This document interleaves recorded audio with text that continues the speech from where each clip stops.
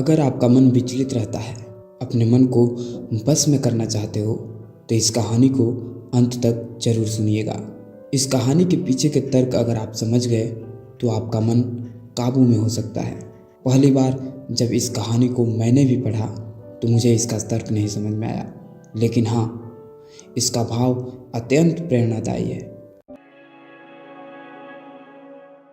एक बार की बात है, महात्मा बुद्ध किसी नगर से गुजर रहे थे कि अचानक बुद्ध की नज़र एक कपड़े की व्यापारी पर पड़ी जो काफ़ी दुखी और हताश दिखाई दे रहा था। बुद्ध चल के उसके पास गए और पूछा कि हे भंते, तुम इतने उदास क्यों हो? अगर तुम मुझे अपनी चिंता का विषय बताओ तो शायद मैं तुम्हारा कुछ मदद कर सकता हूँ। कपड़े के व्यापारी ने बुद्ध को प्रणाम किया और उनको अंदर बुलाया। उस व्यापारी ने कहा कि जब से मेरी पत्नी की मृत्यु हुई है, तब से मेरे घर पर मेरे छोटे बेटे की देखभाल करने वाला कोई भी नहीं है, इसलिए मैं उसको हमेशा अपने साथ अपनी इस दुकान पर लेकर आता हूँ। लेकिन मेरी दुकान पर आने वाले हर ग्राहक की पगड़ी को उछाल कर फेंक देता है, कभी कभी उनका झोला उठाकर बाहर फेंक देता है। मैंने उसको बहुत समझाया, बहुत डांटा, लेकिन वह समझता ही नहीं है।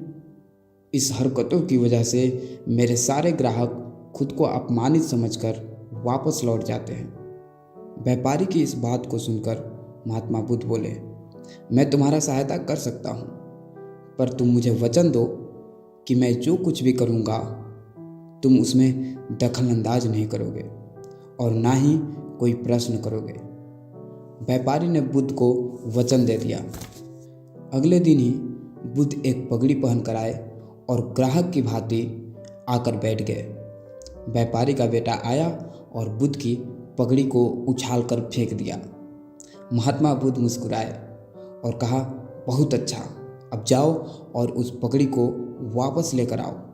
वह बच्चा दौड़ कर गया और उस पगड़ी को बुद्ध को दे दी। अगले दिन बुद्ध एक कुल्हाड़ी और लकड़ी लेकर आए। उस लड़के ने फिर से अगले दिन भी बुद्ध की पगड़ी को उछाल दी।